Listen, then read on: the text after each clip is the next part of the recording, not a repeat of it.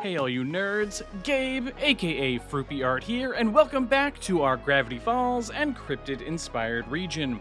In the previous episode, you battled some members of the mysterious Cypher Squad, but Maple's new friends helped scare them off.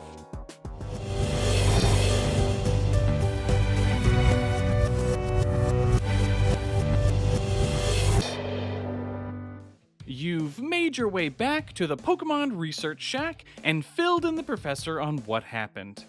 So you got jumped by a couple goons in the woods. I told you this place was dangerous.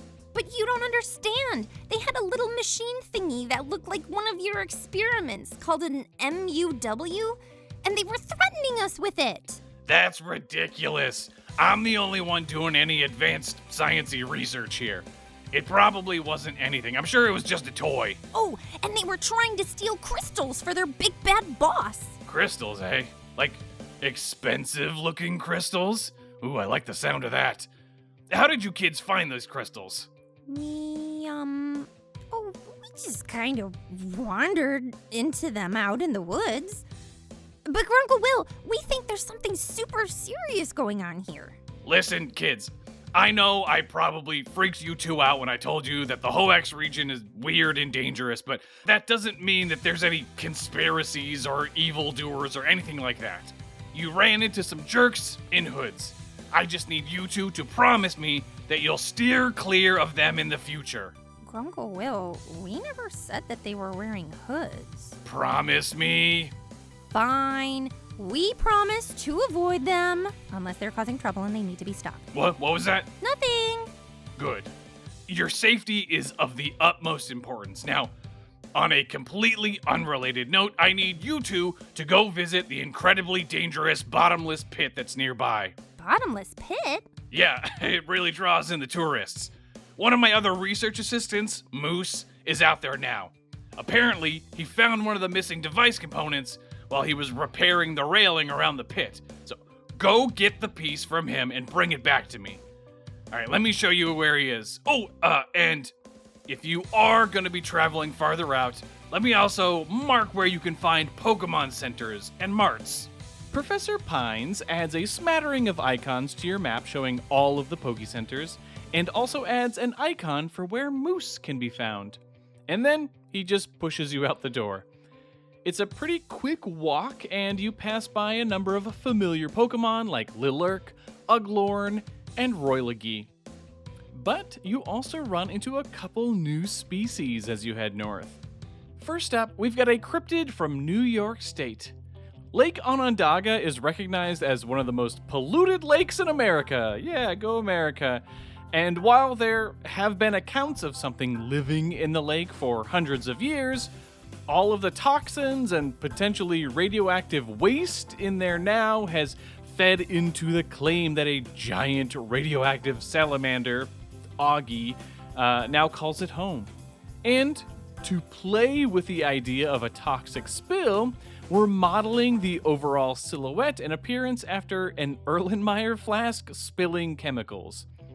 I also wanted to forego the classic purple found in a lot of poison types in favor of this almost radioactive looking green. It gives it a lot of levity and I think successfully gives us a poison type that looks rather benevolent. Alright, let's say hello to Ugu, the slime Pokemon. While it is poisonous, this adorable Pokemon has proven quite useful across the Hoenn region. Ugu seek out and consume pollution wherever they go. Scientists suspect that this Pokemon was accidentally man-made in the Unova region somewhat recently. Its ability is Liquid Ooze, and that damages anyone that tries to use a draining move on it, with the hidden ability being Gluttony since, it likes to eat still. You see one splashing about in a puddle, and it smiles up at you. But you also feel as though you're being watched by something else nearby, something decidedly less cute.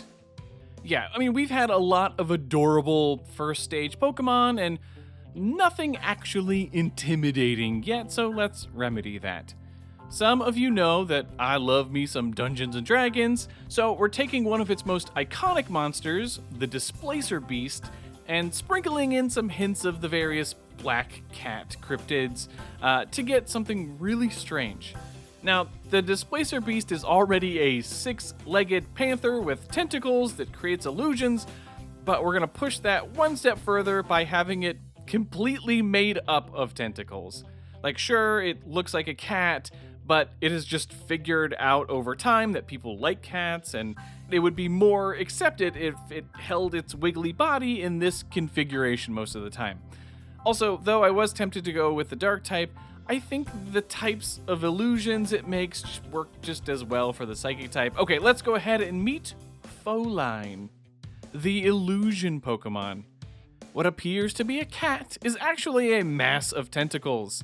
Not only is Foline able to shift the shape of its body, but its impressive abilities allow it to create psychic projections. Researchers assume that these strange Pokemon are actually Ultra Beasts who have learned to mimic cats over many years to be accepted. Its ability is Illusion, so that's like Zoroark. When switching into battle, it will take on the appearance of the opponent's last Pokemon. And the hidden ability is Limber, because it is tentacles after all. Now, these Pokemon are quite difficult to spot in the wild, often using psychic illusions to appear as one of the other Pokemon found in the area. But who knows? Maybe you would be lucky enough to find one of these rare beasties. Let me know if either of these two would make it onto your team. You also suspect that there is another new Pokemon in the area, as you can hear a high-pitched screech from time to time that actually makes your head hurt. But looking around, you aren't able to actually find it. Very strange. Well, eventually, you do make it all the way to the bottomless pit, where you find Moos working on the railing. Hello. Oh, hey dude, I'm Moos. What's up? Grunkle Will wants us to take the machine-y part thing to him. Oh, like you two are totally the twins who are gonna be staying at the research shack this summer. Super cool. But I can't just give you the component I found. What? Why not? Professor Pines made me promise that if I find any components of the device, that I can't give them to anyone other than him, no matter who they are. Sorry, dude. That stinks like a butt. Totally. Especially since I need to fix this fence still. But, I don't know, maybe if you were to earn it from me, in like a super epic Pokemon battle or something. Is that like crazy? No, Moose, it's genius. Awesome. But I should warn you that I'm kind of like an expert on normal type Pokemon. Who is gonna battle me though? Any, mini, meeny, you, dude. Moos points at you and releases his first Pokemon of the battle. But luckily, the teeny tiny little Nolo is kind of a pushover. Moos's next two Pokemon are sure to be a bit tougher though. Alrighty, time for our Pikachu clone.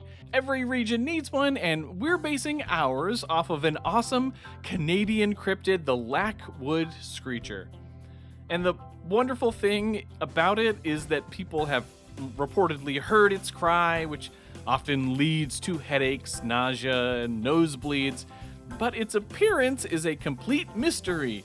We're going to take that screechy behavior and combine it with a rodent that I love. I lived in Alaska for a while, where I fell in love with the native pika and its own little call.